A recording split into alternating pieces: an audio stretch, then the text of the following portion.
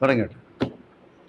അതായത് നമ്മൾ ഇന്ന് മാർക്കറ്റിൽ കിട്ടുന്നത് മുഴുവൻ വിഷത്തിൽ കുളിപ്പിച്ചതാണ് എന്ന് എല്ലാവർക്കും അറിയാം. അരിയും ഗോതമ്പും പഴങ്ങളും പച്ചക്കറികളും പാലും മുട്ടയും മത്തി ഉൾപ്പെടെ സർവ്വതും വിഷമാണ്. അപ്പോൾ ഈ വിഷം കഴിക്കുന്ന രീതി ഒന്ന് മാറ്റാൻ വേണ്ടിയിട്ട് നമ്മൾ ജൈവ കൃഷി പ്രചരിപ്പിക്കുന്നു. അത് ഞാൻ ഇടപെടാൻ തുടങ്ങിയിട്ട് ഏതാണ്ട് 1985 മുതൽ ജൈവ കൃഷിക്ക് വേണ്ടിയിട്ട് പ്രവർത്തിച്ചുകൊണ്ടിരിക്കുന്ന ആളാണ്. അപ്പം ഇതെങ്ങനെ കൂടുതൽ ജനങ്ങളിലേക്ക് എത്തിക്കാം എന്നുള്ളതിൻ്റെ ഭാഗമായിട്ടാണ് നമ്മൾ 2 കാര്യങ്ങളാണ് മനസ്സിലായത്. 3 കാര്യങ്ങളുണ്ട്. അതിലൊന്ന് അറിവ് കൊടുക്കണം, പ്രോത്സാഹനം കൊടുക്കണം, മാർക്കറ്റിംഗ്, ഉൽപ്പാദിപ്പിക്കുന്ന ഉൽപ്പന്നം മാർക്കറ്റ് ചെയ്യണം. ഈ 3 കാര്യങ്ങളിലുണ്ടെങ്കിലേ ജൈവ കൃഷി അക്സെപ്റ്റ് ചെയ്യപ്പെടുകയുള്ളൂ, കർഷകൻ ചെയ്യുള്ളൂ.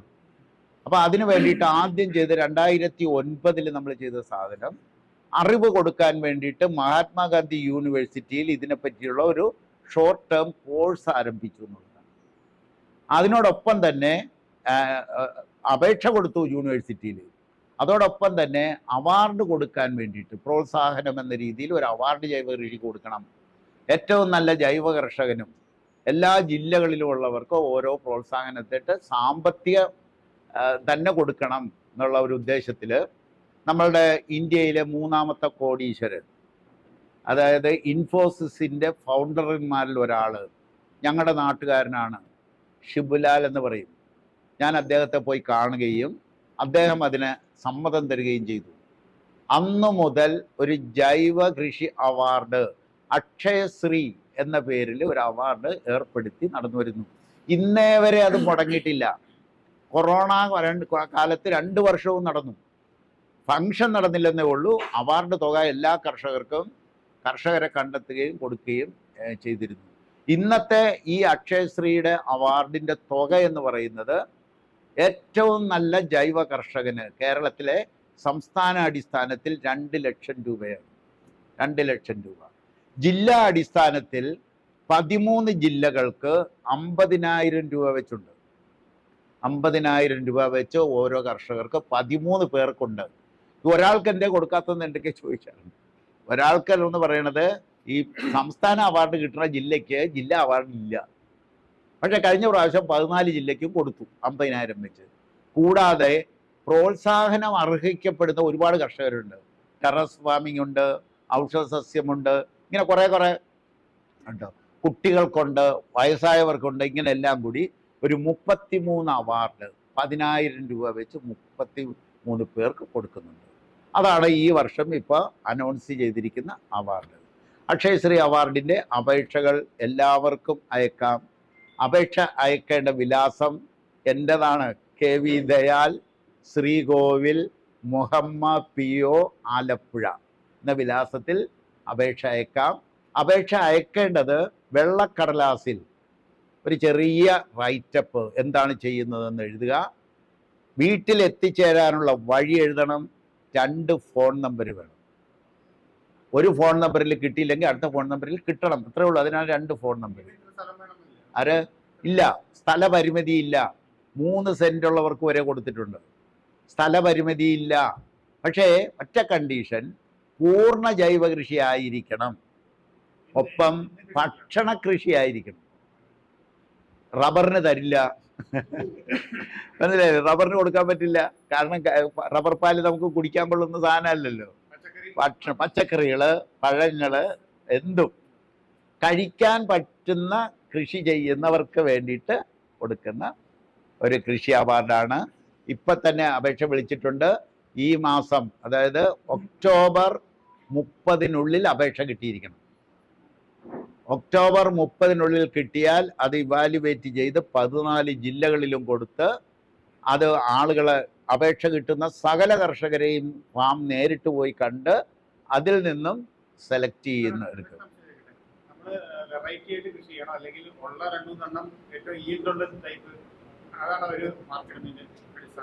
അങ്ങനെയില്ല, നിങ്ങൾ കഴിക്കുന്ന സാധനമായിരിക്കണം. 2009 തുടങ്ങിയതാണ്, ഇന്നും നടന്നു വരുന്നു.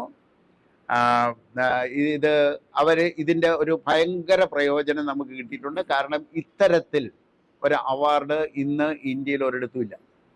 ഇത്രയും തുക കൊടുക്കുന്ന, അതായത് കർഷകരെ പ്രോത്സാഹിപ്പിക്കാൻ വേണ്ടി നടത്തുന്ന തുക കൊടുക്കുന്ന ഒരു അവാർഡ് വേറെയില്ല. 10 വർഷമായപ്പോൾ അന്ന് അഗ്രികൾച്ചർ യൂണിവേഴ്സിറ്റി ജൈവ കൃഷിക്ക് എതിരായിരുന്നിട്ട് പോലും ഈ അവാർഡിനെ പറ്റി പഠിക്കാൻ അഗ്രികൾച്ചർ യൂണിവേഴ്സിറ്റിയെ ചുമതലപ്പെടുത്തി 1 ലക്ഷം രൂപ അവിടെ അടച്ചു. എന്നിട്ട് പറഞ്ഞു, നിങ്ങൾ ഈ അവാർഡിന് വല്ല പ്രയോജനമുണ്ടോ ഇല്ല എന്നൊരു സ്റ്റഡി നടത്തി റിപ്പോർട്ട് തരാൻ പറഞ്ഞു. ഏറ്റവും നല്ല റിപ്പോർട്ട് തന്ന അഗ്രികൾച്ചർ യൂണിവേഴ്സിറ്റി. കാരണം അവർ ഇൻ്റർവ്യൂ ചെയ്ത കിട്ടിയ കർഷകരെ, അവാർഡ് കിട്ടിയ കർഷകരെല്ലാം അവർ ഇൻ്റർവ്യൂ ചെയ്തിട്ട് ഈ അവാർഡ് ഫലപ്രദമായോ എന്നറിയാൻ വേണ്ടിയിട്ട്. ഇന്ന് കേരളത്തിൽ ഗവൺമെൻറ്റും മനോരമയും എല്ലാം അവാർഡ് കൊടുക്കുന്നത് ആദ്യം ആ വ്യക്തികൾക്ക് കൊടുത്തിട്ടുള്ളത് അക്ഷയശ്രീ അവാർഡിൻ്റെതാണ്. ആരും തിരിഞ്ഞു നോക്കാനില്ലായിരുന്ന ആൾക്കാരെ തിരഞ്ഞെടുത്ത് പൊക്കിക്കൊണ്ടുവന്ന് ജൈവ കൃഷി ഇത് ചെയ്യുന്നുണ്ട്. അതുകൊണ്ട് കഴിയുന്നത്ര ആൾക്കാരിലേക്ക് നമുക്ക് ഈ അറിയിപ്പ് എത്തിക്കുക എന്നുള്ളതാണ് നമ്മുടെ ജോലി. കാരണം നല്ലൊരു കർഷകൻ അർഹത കിട്ടാതിരിക്കാൻ പാടില്ല. കാരണം ശരിക്കും ഞാൻ കണ്ടത് ചില കർഷകർ അവരിതൊന്നും ശ്രദ്ധിക്കത്തില്ല, വെറുതെ അങ്ങ് നല്ലതായിട്ട് കൃഷി ചെയ്തുകൊണ്ടിരിക്കും. അവർക്ക് ഇത് അപേക്ഷ അയക്കാനോ ഇതിനൊന്നും നേരെയില്ല. കാരണം 3 നേരം പശുവിനെ കറക്കണം. പണിയെടുക്കുന്നവർക്ക് ഇതൊന്നും നടക്കാനും ഇതിൻ്റെ പുറകെ നടക്കാനും നേരെയില്ല. പിന്നെ ആളുകളുടെ മുഴുവൻ ധാരണ ഇതിന് കൈക്കൂലി കൊടുക്കണമെന്നാണ്. അതാണ് അവരുടെ അനുഭവം. അവരെ കുറ്റം പറയാൻ പറ്റുമോ? കൃഷിഭവൻ വഴി വരുന്നതാണെങ്കിലോ ആർക്കെങ്കിലുമൊക്കെ സ്വാധീനിക്കേണ്ടി വരും. ഇതിനങ്ങനെ ഇല്ല. ഇതിന് യാതൊരുവിധ സ്വാധീനവും ഏൽക്കില്ല. നിഷ്പക്ഷമായിട്ട് ചെയ്യുന്ന ഒരു അവാർഡാണിത്. എല്ലാ സ്ഥലത്തും വരും. അപേക്ഷ കിട്ടുന്ന സകല പ്ലോട്ടുകളും നേരിൽ വന്ന് ആളുകൾ നോക്കിയിരിക്കും. അതായത് 100% യാഥാർത്ഥ്യമായ കാര്യങ്ങൾ പറഞ്ഞാലും അത് സത്യമാണെങ്കിലും ആളുകൾ സ്വീകരിക്കുന്നില്ല. ഇതിൻ്റെ കാരണം എന്താണെന്നാണ് നമ്മൾ മനസ്സിലാക്കേണ്ടത്. കാരണം ഇത് അവർക്ക് എന്തോ ബോധ്യപ്പെടുന്നില്ല, അല്ലെങ്കിൽ അതിനോട് പുറം തിരിഞ്ഞു നിൽക്കുന്നു. ഇതിൻ്റെ കാരണം എന്താണെന്ന് പഠിച്ചപ്പോൾ നമുക്ക് മനസ്സിലായത് സോഡിയത്തിൻ്റെ അഭാവം, അതായത് മനുഷ്യ ശരീരത്തിന് അപ്രോപ്രിയേറ്റ് ആയ സോഡിയത്തിൻ്റെ അഭാവമാണ് നമുക്ക് സംഭവിക്കുന്നത് ഇങ്ങനെ തിരിഞ്ഞു നിൽക്കാൻ കാരണം. അല്ലാതെ അവർക്ക് ബുദ്ധിയില്ലാഞ്ഞിട്ടല്ല, വളരെയധികം എഡ്യൂക്കേറ്റഡ് ആണ് അവർ. പക്ഷേ എന്തുകൊണ്ടോ അവർ തിരിഞ്ഞു നിൽക്കുന്നു. അതായത് അവർ പഠിച്ചതിൻ്റെ ആ വഴിയിലല്ലാത്തത് കൊണ്ടാകാം. എന്നാലും അതിനെ ഒന്ന് വിശകലനം ചെയ്തിട്ട് സ്വീകരിക്കണ്ടേ? ശരിയാണോ തെറ്റാണോ എന്ന് വിശകലനം ചെയ്തിട്ടല്ലേ സ്വീകരിക്കുക, തള്ളിക്കളയോ ചെയ്യേണ്ടത്? തള്ളിക്കളയുന്നതിന് ഒരു ബുദ്ധിമുട്ടുമില്ല, തള്ളിക്കളയാം, ആർക്കും തള്ളിക്കളയാം. പക്ഷേ അതിനെ ഒന്ന് വിശകലനം ചെയ്ത് ശരിയാണോ തെറ്റാണോ ആയിരിക്കാമോ എന്ന് നോക്കണ്ടേ? അങ്ങനെ തള്ളിക്കളയുന്നു എല്ലാവരും. വീട്ടിലുള്ളവർ തള്ളിക്കളയുന്നു, നാട്ടിലുള്ളവർ തള്ളിക്കളയുന്നു. എന്നാൽ ചിലർ പെട്ടെന്ന് ഇത് സ്വീകരിക്കുന്നു. ഇതിൻ്റെ കാര്യം മനസ്സിലായപ്പോഴാണ് ശരിയായ ഒരു സോഡിയം അവർക്ക് കിട്ടിയില്ല. കോശങ്ങളുടെ പ്രവർത്തനം സോഡിയം പൊട്ടാസ്യം എക്സ്ചേഞ്ച് ആണ്. സോഡിയത്തിൻ്റെയും പൊട്ടാസ്യത്തിൻ്റെ എക്സ്ചേഞ്ച് ആണ്. സോഡിയത്തിൻ്റെ അഭാവത്തിൽ ബുദ്ധി കെട്ടുപോകും, ബുദ്ധി കുറഞ്ഞു പോകും, ബുദ്ധിപൂർവം പ്രവർത്തിക്കാൻ പറ്റാതെ വരും. അതായത് സോഡിയം കുറഞ്ഞാൽ ആളുകൾ ബോധം കെട്ടുപോകുന്നത് നമ്മളുടെ ഇന്നത്തെ അനുഭവമാണ്. അതിൻ്റെ പരിഹാരമായിട്ട് നമ്മൾ ചെയ്യുന്നത് ആശുപത്രി കൊണ്ടുപോയി സോഡിയം കയറ്റലാണ്. ബോധമില്ലാതെ കിടക്കുന്ന ആൾക്കാരെ കൊണ്ടുപോയി സോഡിയം കയറ്റി കഴിഞ്ഞാൽ എഴുന്നേറ്റ് വരുന്നു. അപ്പോൾ വ്യക്തമാണ് സോഡിയത്തിൻ്റെ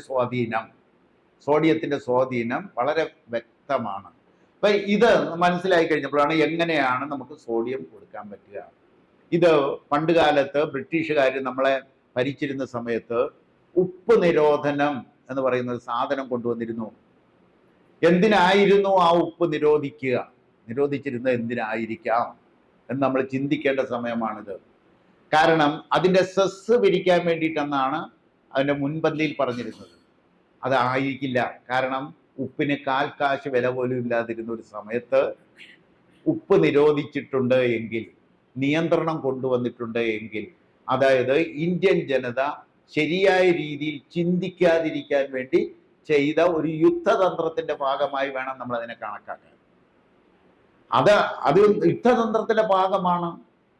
കാര്യം എന്താണെന്ന് വെച്ചാൽ യുദ്ധതന്ത്രത്തിൽ പ്രധാനം ആദ്യം ചെയ്യുക ആയുധം കൊണ്ടുള്ള യുദ്ധമല്ല, ബലപ്രയോഗം കൊണ്ടുള്ള യുദ്ധമല്ല, അറിവിന്റെ കേന്ദ്രങ്ങളെ തകർക്കും. ഇതാണ് ഭാരതത്തിലും ആദ്യം സംഭവിച്ചത്.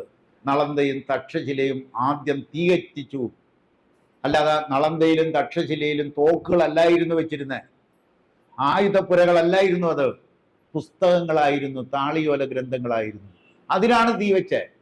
അറിവിന്റെ കേന്ദ്രങ്ങളെ തകർത്താൽ ആ ജനതയെ ഇൻ ദി ലോങ് റൺ ഭാവിയിൽ അടിമകളാക്കാം. അതേ തന്ത്രമാണ് ബ്രിട്ടീഷുകാർ നമ്മളുടെ മേൽ ചെയ്തിട്ടുള്ളത്. ഉപ്പ് ലഭ്യമല്ലാതാക്കുക, അഥവാ നിയന്ത്രണ തോതിൽ കിട്ടുക. വിശക്കുമ്പോൾ ഉപ്പില്ലെങ്കിലും വാരി തിന്നില്ലേ? വിശപ്പ് വരുമ്പോൾ ഉപ്പില്ലെങ്കിലും ചോറ് വാരി നമ്മൾ തിന്നില്ലേ? അപ്പൊ അങ്ങനെ ബുദ്ധി ശരിയായ രീതിയിൽ ചിന്തിച്ച് അവരെ ഓടിക്കാതിരിക്കാൻ വേണ്ടിയിട്ട് ചെയ്ത ഒരു പദ്ധതിയുടെ ഭാഗമാണ്. അത് ഇന്നും തുടരുന്നു എന്നതാണ് സങ്കടകരം. ബ്രിട്ടീഷുകാരല്ല ചെയ്യുന്നെന്ന് മാത്രം. നമ്മൾ തിരഞ്ഞെടുത്ത് വിട്ട നമ്മുടെ ഗവൺമെന്റ് ഇന്ന് നമുക്ക് തന്നുകൊണ്ടിരിക്കുന്ന ഉപ്പ് ഏത് ഉപ്പാണ്? അയഡൈസ്ഡ് ഉപ്പ് എന്ന് പറയുന്ന അയഡൈസ്ഡ് ഉപ്പാണ് നമുക്ക് തന്നുകൊണ്ടിരിക്കുന്നത്. അത് ഒരു വിധത്തിൽ കല്ലുപ്പിനേക്കാളും, കല്ലുപ്പ് നിരോധനം ബ്രിട്ടീഷുകാർ ഏർപ്പെടുത്തിയതിനേക്കാളും ദോഷകരമായി ഇന്ന് സമൂഹത്തെ ബാധിച്ചുകൊണ്ടിരിക്കുന്നു. അതുകൊണ്ടാണ് പകൽക്കൊള്ള നടത്തുന്ന രാഷ്ട്രീയ നേതൃത്വം ഇന്നും ഭരണത്തിലേറുന്നത്. അല്ലെങ്കിൽ വരില്ലല്ലോ. പ്രബുദ്ധരായ ജനതയാണെങ്കിൽ കയറുമോ ഇവര്? ഇല്ല. പക്ഷെ അവർ കയറുന്നുണ്ട്, ഇന്ന് നമ്മളെ അടക്കി ഭരിക്കുന്നുണ്ട്. അതിന്റെ കാരണം സോഡിയം പോരാത്തത് കൊണ്ടാണ്. ഇനി നമുക്ക് കല്ലുപ്പിന്റെ അവസ്ഥ എന്താണെന്ന് നമുക്കറിയാം.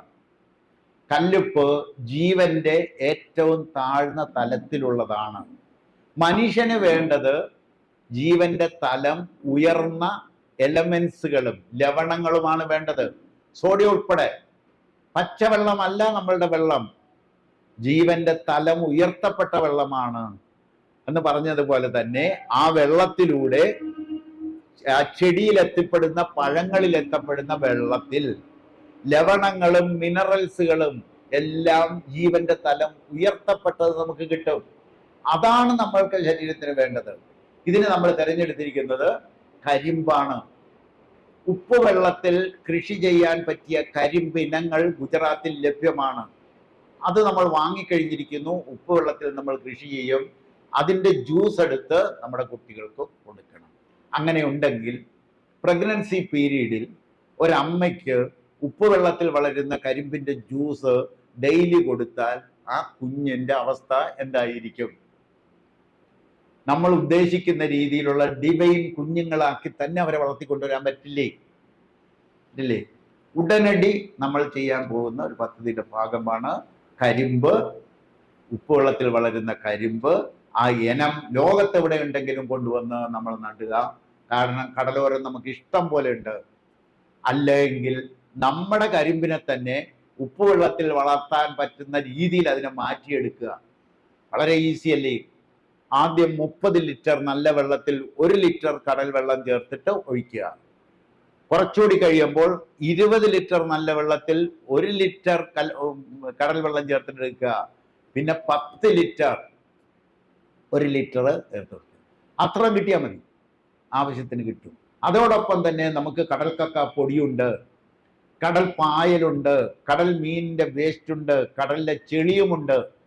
ഇതെല്ലാം കൂടി കരിമ്പിനിട്ട് കൊടുത്തു കഴിഞ്ഞാൽ ഒരു മനുഷ്യ ശരീരത്തിന് ഏറ്റവും അപ്രോപ്രിയേറ്റ് ആയിട്ടുള്ള കാർബോഹൈഡ്രേറ്റ്, പ്രോട്ടീൻ, ഫാറ്റ് എന്ന് പറയുന്നത് പോലെ തന്നെ മനുഷ്യ ശരീരത്തിന് ഏറ്റവും അപ്രോപ്രിയേറ്റ് ആയ ജീവന്റെ തലം ഉയർത്തപ്പെട്ട സോഡിയം എല്ലാ മനുഷ്യരിലും എത്തിക്കുകയും അവരെ ശരിയായ രീതിയിൽ ചിന്തിക്കാൻ അവരെ പ്രാപ്തരാക്കുകയും ചെയ്യുക.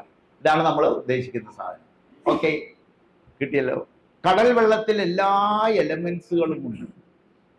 അപ്പൊ നമ്മൾ ആ കടൽ വെള്ളം ഒഴിച്ച് കരിമ്പിന്റെ ജ്യൂസ്, തക്കാളി, മത്തൻ, തണ്ണിമത്തൻ, കുമ്പളങ്ങ, ചൊരക്ക, ഇതുപോലെ നേരിട്ട് കഴിക്കാൻ പറ്റുന്നതൊക്കെ കൂടി കഴിച്ചാലത്തെ അവസ്ഥ എന്താണെന്ന് അറിയാമോ നിങ്ങൾക്ക്? ആയുർവേദത്തിന്റെ സകല ഔഷധ മൂല്യങ്ങളും ഭക്ഷണത്തിലൂടെ കിട്ടും. ഇതായിരുന്നു വർമാജി ഞങ്ങളെ പഠിപ്പിച്ചേ. ഭക്ഷണം തന്നെ മരുന്ന്, അപ്പോഴേ ആകുന്നുള്ളൂ. അതായത് മരുന്ന് എന്ന് പറയുന്നത് ഭക്ഷണം തന്നെ ആകുക എന്നുള്ളതാണ് പ്രകൃതി സിദ്ധാന്തം. ഭക്ഷണം തന്നെ മരുന്നാകണമെന്നുണ്ടെങ്കിൽ മനുഷ്യ ശരീരത്തിന് അപ്രോപ്രിയേറ്റ് ആയ കാർബോഹൈഡ്രേറ്റ്, പ്രോട്ടീൻ, ഫാറ്റ് നിശ്ചിത റേഷ്യോയിലും ജീവന്റെ തലം ഉയർത്തപ്പെട്ട കാൽസ്യം വേണം, മഗ്നീഷ്യം വേണം, എല്ലാ എലമെന്റുകളും വേണം, ട്രേസ് എലമെന്റ്സും വേണം, ലവണങ്ങളും വേണം. അത് നമുക്ക് ഇനി സാധ്യമാണ്. അതുവേണ്ടി നടപടികൾ എടുത്തു. ഏത് മീൻ നമ്മുടേതല്ലല്ലോ.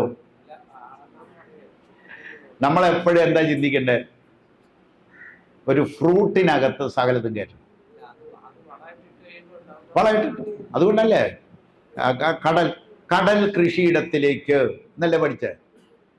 ആ കടലിലെ 5 ഘടകങ്ങളും കൃഷിയുടെ ചുവട്ടിൽ വരുമ്പോൾ ചെടിക്ക് എടുക്കാൻ പറ്റുന്നതൊക്കെ അവരെടുത്തോളും. കാരണം എല്ലാം ഒരു ചെടിയിൽ കിട്ടുമെന്ന് വിചാരിക്കണ്ട. അതിനാണ് വൈവിധ്യം. അതെന്താ പഠിച്ചേ? The more diverse the more sustainable എന്ന് പഠിച്ചതിനാണ്. വൈവിധ്യം കൂട്ടണം, വൈവിധ്യം കൂട്ടണം, ഭക്ഷണത്തിലെ വൈവിധ്യം കൂട്ടണം. അപ്പോൾ നമുക്ക് ഒരെണ്ണത്തിനകത്ത് ഇത്തിരി പോരായ്മ ഉണ്ടെങ്കിൽ അടുത്ത ഭക്ഷണത്തിൽ അത് നികത്തിക്കൊള്ളും. ഓക്കെ, ഇനി നമുക്ക് നമ്മളുടെ അൾട്ടിമേറ്റ് എയിം, അതായത് നമ്മുടെ വാനപ്രസ്ഥം കോഴ്സിന്റെ അൾട്ടിമേറ്റ് എയിം എന്തായിരുന്നു? എങ്ങനെ എങ്ങനെ എങ്ങനെ എന്നുള്ളത്. എങ്ങനെ ആ ലക്ഷ്യത്തിൽ വളരെ വ്യക്തമായി ചില കാര്യങ്ങൾ എഴുതി വെച്ചിട്ടുണ്ടായിരുന്നു. ആദ്യം മറിച്ച് മറിച്ച് മറിച്ച് നോക്കിക്കോ. കരിമ്പ് ജ്യൂസ് വേഗം കുടിച്ചോണം. അല്ലല്ല, അത് കൽപ്പനകളാണ്. കൽപ്പനകളാണ്. അതായത് ആ ആനന്ദം നേടിയെടുക്കണമെന്നുണ്ടെങ്കിൽ ചില കാര്യങ്ങൾ സാറ്റിസ്ഫൈ ചെയ്തിരിക്കണം. അതിന് കൽപ്പനകൾ എന്നാണ് പേരിട്ടിരിക്കുന്നത്. ആനന്ദം അതായത് വ്യക്തികളെ കർമ്മനിഷ്ഠരാക്കി, കർമ്മനിരതരാക്കി ആനന്ദത്തിലേക്ക് ആനയിച്ച് ജീവിതം സഫലമാക്കുക. ഇതാണ് നമ്മുടെ ലക്ഷ്യം. അപ്പൊ നമ്മൾ ഇത്ര നാൾ പഠിച്ചതിന്റെ ഫൈനൽ ഇതിലേക്ക് വരിക. നമ്മുടെ ലക്ഷ്യത്തിലേക്ക് എത്തപ്പെടാൻ എങ്ങനെയെല്ലാം എന്തെല്ലാം ചെയ്താലാണ് എത്തപ്പെടുക എന്നുള്ളത്. അപ്പൊ നമ്മൾ നോക്കണം, എന്താണ് ആനന്ദം, എന്തുകൊണ്ട് ആനന്ദം വേണമെന്ന് പറയുന്നു. ഈ ഭൂമിയിലെ സകലമാന മനുഷ്യരുടെയും ജീവിതാഭിലാഷം എന്താണ്? ആരുടെ, ഏത് മനുഷ്യൻ്റെതായാലും ശരി, ആണായാലും പെണ്ണായാലും ശരി, ആണിൻ്റെയും പെണ്ണിൻ്റെയും, പൊട്ടനെ ചെട്ടി ചതിച്ചാൽ ചെട്ടിയെ ആര് ചതിക്കുമെന്ന് പറയണേ? അപ്പൊ പൊട്ടനായാലും ചെട്ടിയായാലും ഉറങ്ങുന്നവനായാലും ഉണർന്നിരിക്കുന്നവനായാലും ആരായാലും ശരി, കള്ളനായാലും കൊള്ളക്കാരനായാലും നല്ലവനായാലും ചീത്തവനായാലും അധികാരിയായാലും അണികളായാലും എല്ലാ മനുഷ്യർക്കും, ഈ ഭൂമിയിലുള്ള സകല മനുഷ്യരുടെയും ജീവിത അഭിലാഷം എന്ന് പറയുന്നത് ആനന്ദത്തോടെ ജീവിക്കണമെന്നുള്ളതാണ്. ഈ മനുഷ്യൻ കാട്ടിക്കൂട്ടുന്ന കൊള്ളരുതായ്മകൾ മുഴുവൻ ഇത് കിട്ടുമെന്നുള്ള പ്രതീക്ഷയിലാണ്, അല്ലേ? ഒരു കൈക്കൂലി മേടിക്കുന്നതും കള്ളക്കടത്ത് നടത്തുന്നതും എല്ലാം ചെയ്യണത് എന്തിനു വേണ്ടിയിട്ടാണ്? ഇത് കിട്ടും, കുറെ കാശ് വന്നു കഴിഞ്ഞാൽ ഇത് കിട്ടും എന്നുള്ള ലക്ഷ്യത്തിലാണ് ഇത് കിട്ടിയേക്കാം എന്നിട്ട്. കിട്ടിയിട്ടുണ്ടോ ആർക്കെങ്കിലും? കാശുള്ളവനും കിട്ടിയിട്ടില്ല, കാശില്ലാത്തവനും കിട്ടിയിട്ടില്ല. ആ ഒരു ചിലരുടെ ഡിഗ്രിയൊക്കെ കണ്ടാൽ നമ്മൾ ഞെട്ടിപ്പോകും. 5, 8, 10 ഡിഗ്രിയൊക്കെ ഉണ്ട്, പക്ഷേ ജീവിച്ചിട്ടില്ല. അതായത് ആനന്ദത്തോടെ സന്തോഷത്തോടെ ആരും ജീവിച്ചിട്ടില്ല. ഇതിന്റെ കാരണം എന്താണെന്ന് വെച്ചാൽ നമ്മളുടെ എഡ്യൂക്കേഷനിൽ ഇതില്ല. നമ്മുടെ വിദ്യാഭ്യാസ പദ്ധതിയിൽ ഒരിടത്തും, ലോകത്തൊരിടത്തും എല്ലാ മനുഷ്യർക്കും വേണ്ട ഒരു സാധനത്തിനെ പറ്റി പഠിപ്പിക്കുന്നില്ല. എല്ലാ മനുഷ്യർക്കും എന്നും വേണ്ട ഒരു സാധനമാണ് ആനന്ദം. അപ്പൊ അതിന് വിദ്യാഭ്യാസം കൊടുക്കണ്ടേ? പക്ഷേ അത് കിട്ടിയിട്ടില്ല എന്നുള്ളതാണ്. അതുകൊണ്ട് തന്നെയാണ് നമ്മൾ അത്തരത്തിലൊരു കോഴ്സ് നടപ്പിലാക്കണം എന്ന് വിചാരിച്ചത്. എന്താണ് ഈ ആനന്ദം എന്ന് പറഞ്ഞാൽ? എന്താ?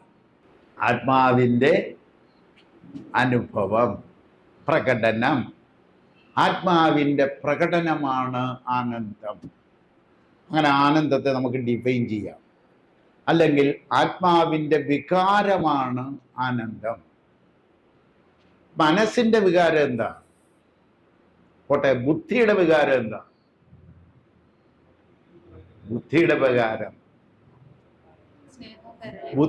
വികാരം ഏതാ? സ്നേഹവും കരുണയും. ബാക്കിയുള്ള എല്ലാ വികാരങ്ങളും ആരുടേതാണ്? മനസ്സിൻ്റെതാണ് അല്ലേ? കാമം, ക്രോധം, മോഹം, പക, സന്തോഷം, സങ്കടം എല്ലാം നമ്മൾ പഠിച്ചതാണ്. അപ്പൊ മനസ്സിന് കുറെ വികാരങ്ങളുണ്ട്, ബുദ്ധിക്ക് രണ്ട് വികാരങ്ങളുണ്ട്, സ്നേഹവും കരുണയും. ഈ വികാരങ്ങളെല്ലാം നല്ലതാണോ? മനസ്സിന്റെ വികാരങ്ങൾ മുഴുവൻ നല്ലതാണോ ചീത്തയാണോ? ബുദ്ധിയുടെ അകമ്പടിയുള്ള മനസ്സിന്റെ സകല വികാരങ്ങളും നല്ലതാണ്, വേണ്ടതാണ്. അതേമാതിരി തന്നെയാണ് ആത്മാവ്. ഒരു വികാരം, ഒരു അനുഭൂതി ഉണ്ട്, അത് ആനന്ദമാണ്. അപ്പൊ നമുക്ക് അതിനെ ഒന്ന് ഡിഫൈൻ ചെയ്തു. ആരുടെ കയ്യിലാണ് അപ്പൊ ഇരിക്കണത്? ആത്മാവിന്റെ. ആത്മാവ് എവിടെ ഇരിക്കണേ? ആകാശത്തോട് ചേർന്ന്, ഗഗന സദർശം. ഗഗനത്തിനോട് ചേർന്ന് നിൽക്കുന്ന ഒന്നാണ്, ആകാശത്തിനോട് ചേർന്ന് നിൽക്കുന്ന ഒന്നാണ് ആത്മാവ്. നമ്മളിൽ നിന്നും വിട്ടുപോകുമോ? അപ്പൊ അത് കേറിയിട്ടുണ്ട് തലേ.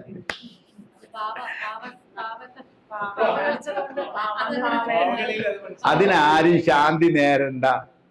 ആത്മാവിന് നിത്യശാന്തി നേരണ്ട. അത് നിത്യശാന്തമാണ്. മനസ്സിലായില്ലേ? അത് എപ്പോഴും ഇവിടെയുണ്ട്, മാറ്റത്തിന് വിധേയമാകാതെ അത് ഇവിടെ നിലനിൽക്കുന്ന ഒന്നാണ്. അതിനുള്ളിലാണ് നമ്മൾ ജീവിക്കുക. നമ്മളെന്ന് പറയുമ്പോൾ ആരൊക്കെ വരും? അല്ലല്ല, അതായത് നമ്മൾ ത്രിമൂർത്തികളാണല്ലേ. ഒരു സ്ഥൂല ശരീരമുണ്ട്, ഒരു സൂക്ഷ്മ ശരീരമുണ്ട്, ഒരു ആത്മശരീരമുണ്ട്. ഈ ആത്മശരീരത്തിനുള്ളിലാണ് ആര് ജീവിക്കണേ? സ്ഥൂല ശരീരവും സൂക്ഷ്മ ശരീരവും. ഇതില് സൂക്ഷ്മ ശരീരം എന്ന് പറഞ്ഞാൽ ഏതാ? മനസ്സും ബുദ്ധിയും കൂടി ചേർന്നത്. ആരാണ് ഈ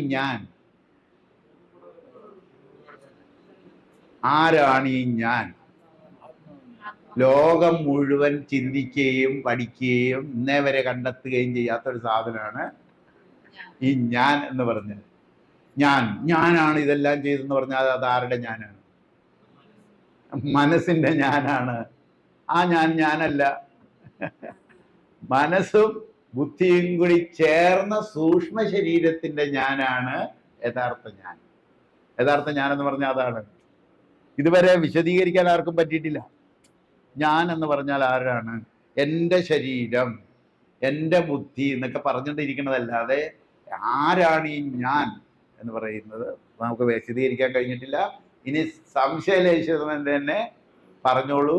ഈ ഞാൻ എന്ന് പറഞ്ഞാൽ മനസ്സും ബുദ്ധിയും കൂടി ചേർന്ന സൂക്ഷ്മ ശരീരത്തിന്റെ ഞാനാണ് ഞാൻ, യഥാർത്ഥ ഞാൻ എന്ന് പറയുന്നത്.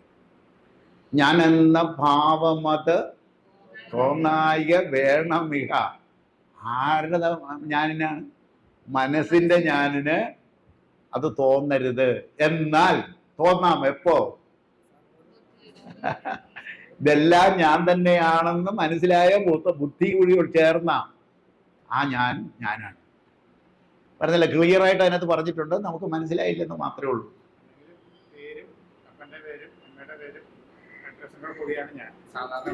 അതെ, അത് ഭൗതിക ഞാനാണ്. അപ്പൊ നമുക്ക് നല്ല ഒരു ലക്ഷ്യം നമ്മൾ എടുത്തിട്ടുണ്ട്. വ്യക്തികളെ ധർമ്മനിഷ്ഠരാക്കി, എന്നിട്ട് എന്ത് ചെയ്യണം?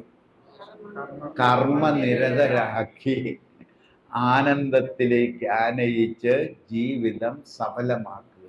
ജന്മസാഫല്യം നേടുക എന്നുള്ളതാണ് ലക്ഷ്യം. ജന്മസാഫല്യം അതല്ലേ എല്ലാവരുടെയും ജീവിത അഭിലാഷം. അതാണ് ജന്മസാഫല്യം. ഇപ്പൊ നമ്മളെല്ലാവരും പറയണ എന്താ? എൻ്റെ ജീവിതം എന്തായി എന്നാ പറയുക? കട്ടപ്പുകയായി എന്നാ പറയുക. എന്ന് പറഞ്ഞാൽ അതിൻ്റെ അർത്ഥം എന്താ?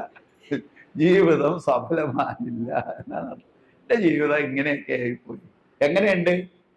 അങ്ങനെയൊക്കെ അങ്ങനെ പോകുന്നു, അങ്ങനെ ഇങ്ങനെ പോകുന്നു എന്നല്ലേ പറയുന്നുള്ളൂ.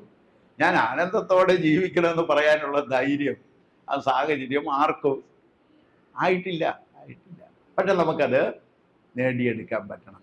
ഏത് സാഹചര്യത്തിലും ഏത് പ്രശ്നങ്ങൾ ഉണ്ടായാലും അതിനെ അതിജീവിക്കാൻ, പ്രതിസന്ധികളെ തരണം ചെയ്യാനുള്ള കരുത്താർജിക്കലാണ് വാനപ്രസ്ഥം. ഏത് പ്രതിസന്ധി വന്നാലും അതിനെ തരണം ചെയ്യാനുള്ള കരുത്ത് ആർജിക്കണം.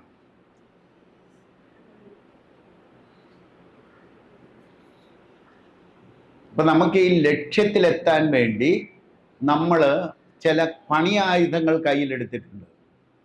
ഏതാണ് ആ പണിയായുധം? ഇക്കോളജി. ഇക്കോളജി എന്ന് പറയുന്ന ഒരു ശാസ്ത്രം നമ്മളുടെ കയ്യിലെടുത്തിട്ടുണ്ട്. അതിന് ഏതിൻ്റെ പിന്താങ്ങലൂടി വേണം? ഒരു ശാസ്ത്രം വേണം. അതായത് ഒരു ലക്ഷ്യം നമ്മൾ എടുത്താൽ ആ ലക്ഷ്യം സാധ്യമാകാൻ വേണ്ടി എന്തൊക്കെ വേണം? 3 കാര്യങ്ങൾ അതിന് വേണം. ആത്മീയതയുടെ പിൻബലം വേണം, മനസ്സിലെ ഒരു ശാസ്ത്രത്തിന്റെ കൂട്ട് വേണം, വേറെ യുക്തിഭദ്രതയുള്ള ആശയം ഉണ്ടാവണം.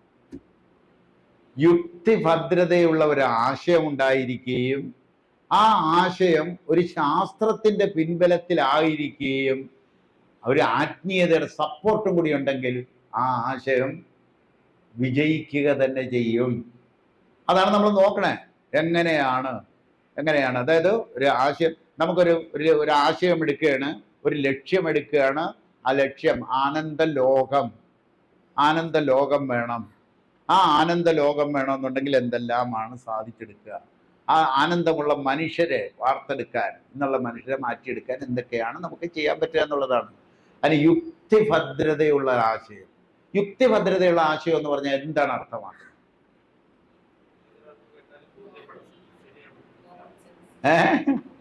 ഏത് ആംഗിളിൽ നിന്ന് ആര് ചോദ്യം ചോദിച്ചാലും അതിന് വ്യക്തമായ മറുപടി ഉണ്ടായിരിക്കണം. അങ്ങനെയാണെങ്കിൽ അത് യുക്തിഭദ്രതയുള്ള ആശയമാണ്. ഒരാൾ ചോദ്യം ചോദിക്കുന്നു, എന്തിനാണ് ഈ ആനന്ദം എന്ന് പറഞ്ഞാൽ എന്തിനാണ്? ഇങ്ങനെയൊക്കെ അടിച്ചു പൊളിച്ച് കള്ളും കുടിച്ച് പോയാൽ പോരേ എന്നാ ചോദിക്കണ. അവൻ കള്ളു കുടിക്കണ എന്തിനാ? ആനന്ദത്തിന് വേണ്ടിയിട്ടാണ്. മനസ്സിലായില്ലേ? ഇങ്ങനെ അടിച്ചു പൊളിച്ച് പോണത് എന്തിനാണ്? ആനന്ദം കിട്ടുമെന്ന് വിചാരിച്ചിട്ട്. ഇനി കപ്പലെടുത്ത് കടലിൽ പോയി കള്ളു കുടിച്ചത് എന്തിനാണ്? ഏതോ ഒരു സിനിമാ നടന്റെ മകൻ, ഹിന്ദിയിലെ ഏതോ, കരയിൽ നിന്ന് കള്ളടിച്ചിട്ട് പോരാ, ആനന്ദം കിട്ടിയില്ല. കരയില് കിട്ടാവുന്നത്രയും കുടിച്ച് പിന്നെയും കാശ് കിടക്കുന്നു, എന്നിട്ടും ആനന്ദം കിട്ടുന്നില്ല. അപ്പോഴാണ് ഒരു തീരുമാനം എടുത്തത്, എന്താ, ഒരു കപ്പൽ വാടകയ്ക്ക് എടുത്ത് കടലിൽ പോയി കിടന്ന് കുടിച്ചാൽ കിട്ടുമോ എന്നറിയാൻ. ഇനി ചിലർ നോക്കുന്നുണ്ട്, ശൂന്യാകാശത്ത് പോയി താമസിച്ചാൽ കിട്ടുമെന്നാണ് വിചാരം. ഇപ്പോഴേ ബുക്കിംഗ് തുടങ്ങിയിരിക്കുകയാണ് റോക്കറ്റിൽ കയറി പോകാനായിട്ട്. പോയത് തിരിച്ചു വന്നിട്ടില്ല. ഇനി അത് തിരിച്ചു വരുമ്പോൾ ഉണക്കക്കൊള്ളിയായിട്ടായിരിക്കും ചിലപ്പോൾ തിരിച്ചു വരിക. എന്നാലും പോണം. കാരണം എന്താണെന്ന് വെച്ചാൽ ഇത് കിട്ടാൻ വേണ്ടി എവിടെയാണ് ഇത് ഇരിക്കണത്? ശൂന്യാകാശത്താണോ ഇരിക്കണേ, ആകാശത്താണോ ഇരിക്കണേ, മണ്ണിലാണോ ഇരിക്കണോ, അതോ മണ്ണിനടിയിലാണോ, വെള്ളത്തിലാണോ, എവിടെയാണെന്ന് ഒരു പിടിയില്ല. ഇതാണ് പ്രശ്നം. അപ്പൊ നമ്മളൊരു ഇക്കോളജി എന്ന് പറയുന്നൊരു ശാസ്ത്രം നമ്മുടെ കയ്യിലുണ്ട്. ഇക്കോ സ്പിരിച്വാലിറ്റി എന്ന് പറയുന്നൊരു ആത്മീയത നമ്മുടെ കയ്യിലുണ്ട്. നമ്മളൊരു ഈശ്വരനെ സങ്കല്പിച്ചിട്ടുണ്ട്. ഈശ്വരനെ സങ്കല്പിച്ചു. ആ ഈശ്വര സങ്കല്പം പൂർത്തീകരിക്കാൻ, ആർജിക്കാൻ വേണ്ടിയിട്ട്, അതിൽ നിന്ന് ഗുണങ്ങൾ കിട്ടാൻ വേണ്ടിയിട്ട്, അതിനെ പ്രീതിപ്പെടുത്താൻ വേണ്ടി നമ്മളൊരു പ്രാർത്ഥന സെറ്റ് ചെയ്തു. ബാക്കി എല്ലാം ചെയ്ത് വരികയാണ്. ഏത് സയൻസിന്റെ അടിസ്ഥാനത്തിലാണ്? ഇക്കോളജി. അതിലൊരു കാര്യം പഠിച്ചിട്ടുണ്ടായിരുന്നു, take ecology as a tool in our hand and work with the tool in food. അവിടെയാണ് കരിമ്പോല്. മനസ്സിലായില്ലേ? Work with the tool in food, health and education. Then we will become a tool in the hand of almighty. അപ്പൊ നമ്മൾ ആരായി? പ്രതിനിധിയായി. Correct. ടീച്ചറിന് mark കൊടുക്കും ഞാൻ, 50-ൽ 50. പ്രതിനിധിയായി, പ്രതിനിധിയായി. അതല്ലേ അവസാനം നമ്മൾ പറയണേ, ഭൂലോകമാകെ ഒരു ആഘോഷമാക്കുവാൻ പ്രതിനിധിയായ എന്നെ മാനിക്കണേ എന്ന്. അപ്പൊ നമ്മൾ പ്രതിനിധിയാകും. എല്ലാ സാധനവും നമ്മളുടെ കയ്യിൽ കിട്ടിയിരിക്കുകയാണ്. അപ്പൊ നമുക്ക് മനസ്സിലായി, സ്നേഹത്തിന്റെ പ്രകടനമാണ്, സ്നേഹത്തിന്റെ പ്രകടനമാണ്, ഒന്നുകൂടി ഞാൻ പറയും, സ്നേഹത്തിന്റെ പ്രകടനമാണ് കരുണ. അപ്പൊ സ്നേഹമുണ്ടാകാൻ എന്ത് ചെയ്താൽ മതി? കരുണ കണ്ടാൽ മതി, കേട്ടാൽ മതി, ഇമാജിൻ ചെയ്താൽ മതി. അതിനായിരുന്നു ആദ്യം കരുണയുടെ കഥകൾ എഴുതാൻ പറഞ്ഞത്. എഴുതാൻ മാത്രമല്ലായിരുന്നല്ലോ ഞാൻ പറഞ്ഞത്. അതായത് യൂണിവേഴ്സിറ്റിയിലെ ഷോർട്ട് ഫിലിം പിടിക്കുന്നതിന് മുമ്പ് ഈ ബാച്ച് ഒരു ഷോർട്ട് ഫിലിം പിടിക്കണമെന്ന് പറഞ്ഞായിരുന്നോ? എന്നിട്ട് ചെയ്തോ? വല്ലതും ചെയ്തിട്ടില്ല. ഉടനടി ഞാൻ ആകപ്പാട് ക്ലാസ് തീരാൻ പോവുകയാണ്. തേക്കടി ക്യാമ്പിന് മുമ്പ് അതിനൊരു ഔട്ട്ലൈൻ പ്രിപ്പയർ ചെയ്തിരിക്കണം. അതിനു മുമ്പ് തേക്കടി ക്യാമ്പിൽ നമുക്ക് ആ പ്ലോട്ട് അവതരിപ്പിക്കണം. ഇന്നതാണ്. അതിൽ എന്തെങ്കിലും കൂട്ടിച്ചേർക്കാനുണ്ടെങ്കിൽ എല്ലാവരും പറയട്ടെ. ഏതെങ്കിലും സീനുകൾ അതിനകത്ത് കൂട്ടിച്ചേർക്കണോ വേണ്ടേ എന്നുള്ളത് പറയട്ടെ. ഞാൻ ചെയ്യണം. ആരെങ്കിലും ചെയ്തേ പറ്റൂ. കാരണം നമ്മളിപ്പോൾ ഈ കരിമ്പിൻ്റെത് പോലെ തന്നെ ഓരോ കാര്യങ്ങൾ ചെയ്താലേ നമ്മൾ ആ ലക്ഷ്യസ്ഥാനത്ത് എത്തുകയുള്ളൂ. ഇപ്പോൾ ആത്മാവിൻ്റെ പ്രകടനം, ആനന്ദം. ആത്മാവ് എന്താണെന്ന് നമ്മൾ പഠിച്ചു.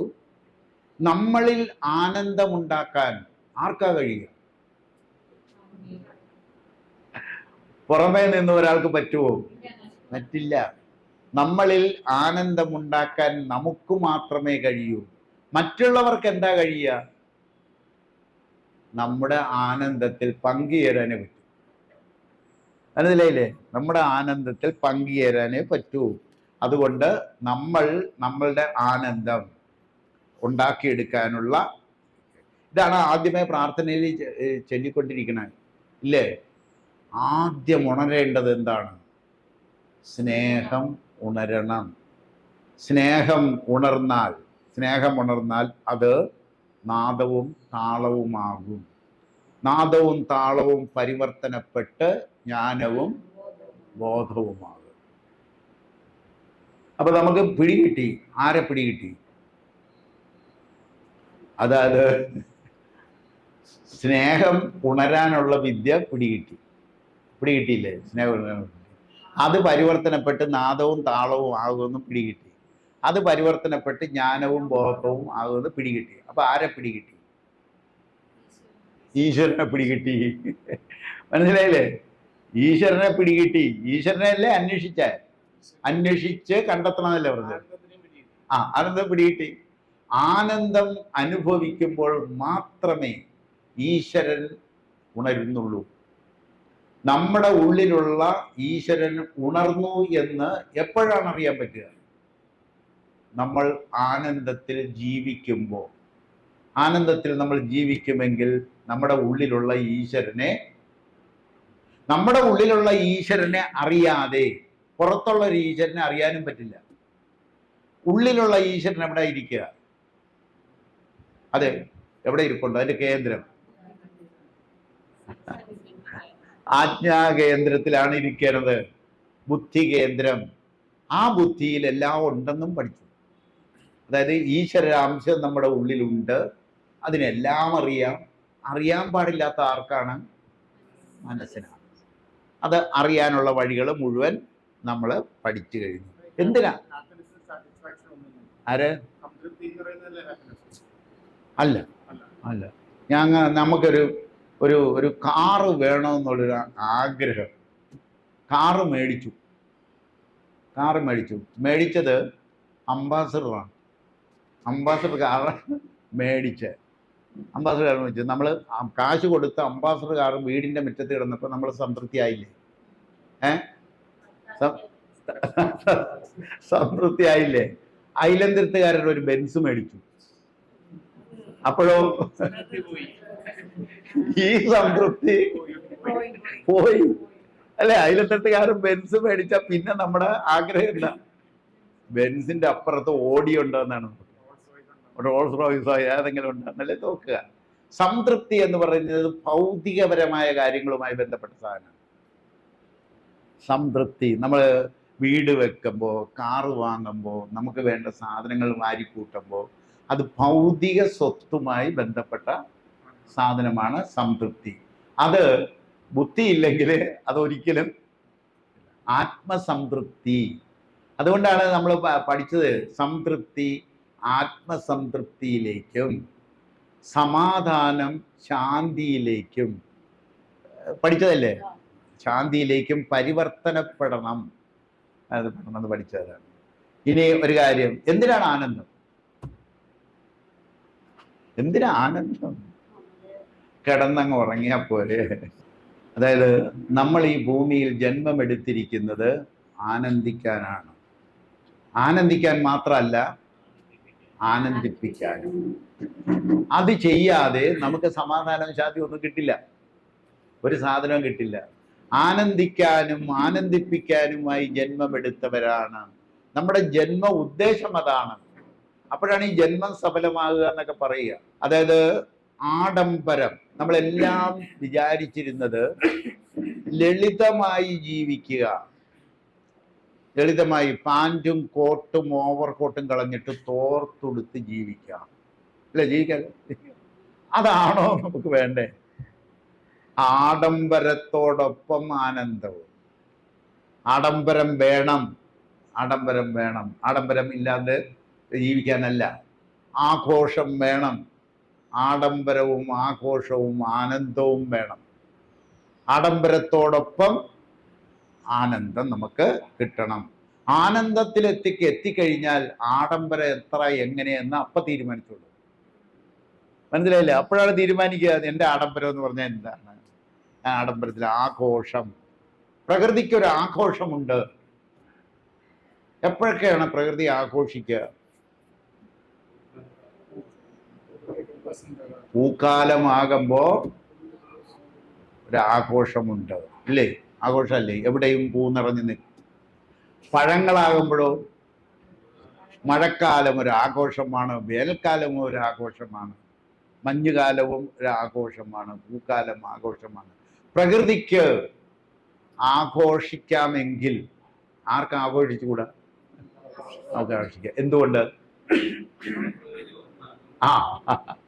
നമ്മൾ പ്രകൃതി ആയതുകൊണ്ട്, പ്രകൃതി ആഘോഷിക്കുന്നത് കൊണ്ട് നമുക്കും ആഘോഷിക്കാം. എല്ലാവർക്കും ആഘോഷിക്കാനുള്ള റിസോഴ്സ് ഇവിടെ ഉണ്ടോ എന്നതായിരുന്നു സംശയം. അതുകൊണ്ടാണ് ഒതുങ്ങി ജീവിക്കാൻ പറഞ്ഞത്. എല്ലാവരും ഒതുങ്ങി ജീവിക്കണം, ചെറുതേക്ക്. കാരണം എന്താണെന്ന് വെച്ചാൽ നമുക്ക് എല്ലാവർക്കും അമേരിക്കക്കാരൻ ജീവിക്കണ പോലെ ജീവിക്കാനുള്ള റിസോഴ്സ് ഇവിടെ ഉണ്ടോ എന്നതാണ് ചോദ്യം. ഉണ്ടോ ഇല്ലേ? ഏതാണ് ഇക്കോളജിയുടെ റിസോഴ്സ്? സൂര്യപ്രകാശമാണ്, സൗരോർജമാണ് നമ്മുടെ റിസോഴ്സ്. അതിനെ ഹാർവെസ്റ്റ് ചെയ്തെടുക്കുക, അതിനെ ചെയ്തെടുത്തിട്ട് അതിന് വേണ്ട സാധനങ്ങളിലേക്കെല്ലാം കൺവേർട്ട് ചെയ്ത് ഉപയോഗിക്കുക. അൺലിമിറ്റഡ് ആണ് ആ റിസോഴ്സ്, അൺലിമിറ്റഡ്. ആ റിസോഴ്സിൻ്റെ 95% ഇപ്പോൾ വേസ്റ്റ് ആക്കിക്കൊണ്ടിരിക്കുന്നു. എന്നിട്ട് ഇവിടെ പട്ടിണി വരും, ആഡംബരിക്കാൻ പാടില്ല, നിങ്ങൾ ചുരുങ്ങി ജീവിക്കുമെന്ന് പറയേണ്ട കാര്യമുണ്ടോ? ആ റിസോഴ്സിനെ ശേഖരിച്ചിട്ട് ആഘോഷത്തോടെ ജീവിക്കാം. അത്രമാത്രം റിസോഴ്സ് നമുക്കുണ്ട്. അതാണ് ഞാൻ പറഞ്ഞത്, നിങ്ങൾക്ക് ആനന്ദം കിട്ടിക്കഴിയുമ്പോൾ നിങ്ങളുടെ ആഡംബരം നിങ്ങളാണ് തീരുമാനിക്കുക. മനസ്സിലായില്ലേ? നിങ്ങൾക്ക് എന്ത് ആഡംബരവും ആകാം, ഒറ്റ കണ്ടീഷൻ, അതൊക്കെ പ്രകൃതിക്ക് ദോഷകരമാവരുത്.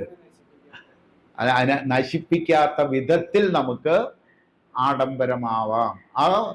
നമ്മൾ തിരിച്ചറിഞ്ഞിരിക്കുന്നു ഞാനും പ്രകൃതി ഒന്ന് തന്നെയാണെന്ന്. പ്രകൃതിക്ക് ദോഷകരമാകുന്നത് എനിക്ക് ദോഷകരമാവില്ലേ? ആവും. അപ്പോൾ പിന്നെ എങ്ങനെ അതിന് ദോഷകരമായ ആഡംബരം ഉണ്ടാക്കാൻ പറ്റുമോ? ഇല്ല. പിടികിട്ടിയല്ലോ. ആഘോഷത്തോടെ ജീവിക്കാം. അപ്പൊ ഒരു വീട് വെക്കണം. എങ്ങനെ വീട് വെക്കണം? ഒരു വാഹനം വേണം. ഏത് വാഹനം വേണം? പെട്രോൾ വേണോ, ഡീസൽ വേണോ, ഇലക്ട്രിക് വേണോ? ഇനി ഇതൊന്നും ഇല്ലാത്ത വാഹനം ഉണ്ടാക്കാൻ പറ്റുമോ? ടെക്നോളജി, ഇക്കോളജി ആൻഡ് ടെക്നോളജി പഠിച്ചിട്ടില്ല നമ്മൾ. Ecology and technology. ഇന്നത്തെ ടെക്നോളജി ഉപയോഗിച്ച് കാറ് ഓടിച്ചാൽ അത് അന്തരീക്ഷം മലിനമാക്കില്ലേ? ആകാശം മലിനമാക്കില്ലേ? ആകാശം മലിനമായാൽ ആരെയാണ് മലിനമാക്കുക? ആത്മാവിനെ മലിനമാക്കില്ലേ? അല്ലേ? ആകാശം, അതായത് നമ്മൾ ഇന്നുണ്ടാക്കിയിരിക്കുന്ന വാഹനങ്ങൾ ട്രാൻസ്പോർട്ടിങ്ങിന് വേണ്ടിയിട്ട് ഉപയോഗിക്കുന്ന, സഞ്ചരിക്കാൻ വേണ്ടി ഉപയോഗിക്കുന്ന സകലതും ആത്മാവിന് ദോഷമായിട്ടുണ്ട്. ഇല്ലേ?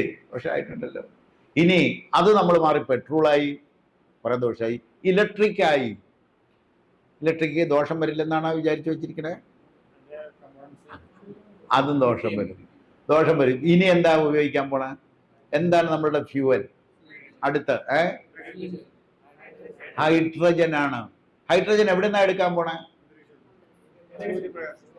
ഇപ്പൊ എടുക്കാൻ പോണത് എവിടുന്നാ? വെള്ളത്തിൽ നിന്നാണ് എടുക്കാൻ പോണത്. വെള്ളം H2O ആണ്. ആ വെള്ളത്തിലെ ഹൈഡ്രജനെ എടുത്തിട്ട് വാഹനം ഓടിക്കാനുള്ള ടെക്നോളജിയാണ്. ഏറ്റവും സേഫ് ആണെന്നാണ് നമ്മൾ വിചാരിച്ചു വെച്ചിരിക്കുന്നത്. എന്നാൽ അതിൽ നിന്നും പുറത്തേക്ക് വിടുന്ന ഓക്സിജൻ അന്തരീക്ഷത്തിൽ കൂടിയാൽ അത് കുഴപ്പമായിട്ട് വരും. എവിടെയെങ്കിലും ഒരു സ്പാർക്ക് ഉണ്ടായാൽ എല്ലായിടവും കത്തുന്ന ലെവലിലേക്ക് വരും. അപ്പൊ അതുമല്ല ടെക്നോളജി. പിന്നെ ഏതാ ടെക്നോളജി? ജൈവ ഫ്യൂവൽ എടുത്താലും പുക വരില്ലേ? പിന്നെ ഏതാ ടെക്നോളജി? സൂര്യപ്രകാശത്തിൽ നിന്നും ഹൈഡ്രജനെ വേർതിരിച്ചെടുക്കണം ഉള്ള ടെക്നോളജി വികസിപ്പിക്കണം.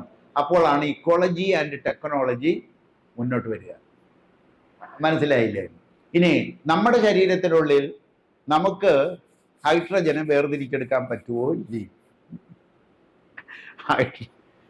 നമ്മുടെ ശരീരത്തിനുള്ളിൽ നമ്മൾ ഹൈഡ്രജനെ ഉൽപ്പാദിപ്പിച്ചു കഴിഞ്ഞാൽ, വേർതിരിച്ചെടുത്തു കഴിഞ്ഞാൽ, നമ്മൾ കുടിക്കുന്ന വെള്ളത്തിൽ നിന്നും നമ്മുടെ ശരീരത്തിൽ ഹൈഡ്രജനെ പൊട്ടൻറ്റൈസ് ചെയ്ത് ചാർജ് ചെയ്ത് അതിൽ നിന്ന് വേർതിരിച്ചെടുത്താൽ നമ്മൾ ആരായിരിക്കും? പറന്നു നടക്കും. ആകാശത്തൂടി പറന്നു നടക്കും. എങ്ങനെയാണ് പറന്നു നടക്കുക? പ്രപഞ്ച ചലന നിയമം എന്താണ്? ചുരുങ്ങുക, വികസിക്കുക. എക്സർസൈസ് ചെയ്യുമ്പോൾ എന്തായിരിക്കും സംഭവിക്കുക? നിങ്ങൾ ചുരുങ്ങുകയും വികസിക്കുകയും ചെയ്തിട്ടല്ലേ എക്സർസൈസ്. അങ്ങനെ എക്സർസൈസ് ചെയ്യുമ്പോൾ നിങ്ങളുടെ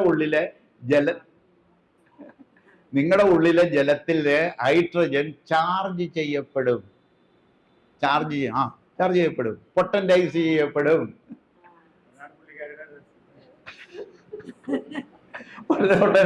ചാർജ് ചെയ്യപ്പെടും. അത് പച്ചവെള്ളം കുടിച്ചിട്ടാണ്, ആ വാട്ടറാണ് എടുക്കണേ. ഇനി ഏത് വെള്ളം കുടിച്ചിട്ട് എക്സർസൈസ് ചെയ്യണം? കരിമ്പ് ജ്യൂസ് കുടിച്ചിട്ട് എക്സർസൈസ് ചെയ്തോ? അപ്പോ നമ്മൾ ചിലപ്പോ എവിടെ ആയിരിക്കും? ആകാശത്തൂടിയായിരിക്കും സഞ്ചരിക്കുക. കാരണം മനുഷ്യൻ എന്ന് പറയുന്ന ജീവി വായുപുത്രനാണ്. മനുഷ്യൻ വായുപുത്രനാണ്. പക്ഷെ നമുക്ക് ഇതുവരെ അങ്ങനെ ആകാൻ കഴിഞ്ഞില്ല എന്നുള്ളത് ഒരു കുഴപ്പം മാത്രമാണ്. അങ്ങോട്ട് എത്തിക്കൊണ്ടിരിക്കുന്നതാണ്. അപ്പോൾ നമ്മളുടെ സഞ്ചാരത്തിനകത്ത് ആത്മാവിനെ പൊളൂട്ട് ചെയ്യുമോ?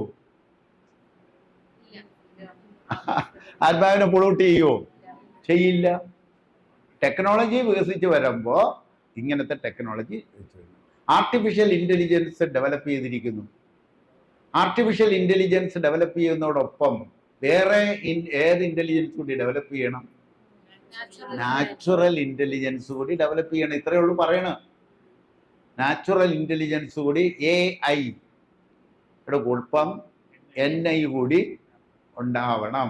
NI കൂടി ഡെവലപ്പ് ചെയ്യണം. അപ്പോൾ എന്തുണ്ടാവും? മനുഷ്യ പുരോഗമനം ഉണ്ടാവും. ഇപ്പോൾ ഉണ്ടായിക്കൊണ്ടിരിക്കുന്നത് മനുഷ്യ വികസനങ്ങളാണ്. വികസനവും പുരോഗമനവും തിരിച്ചറിയണം. നമ്മൾക്ക് വികസനം വേണം. ഭൗതിക സാഹചര്യങ്ങളുടെ സൗകര്യങ്ങൾ കൂടണം, അത് വികസനമാണ്. എന്നാൽ പുരോഗമനം എന്ന് പറയുന്നത് മനുഷ്യൻ നല്ല മനുഷ്യനായി ആഘോഷത്തോടെ ജീവിക്കുമ്പോൾ മാത്രം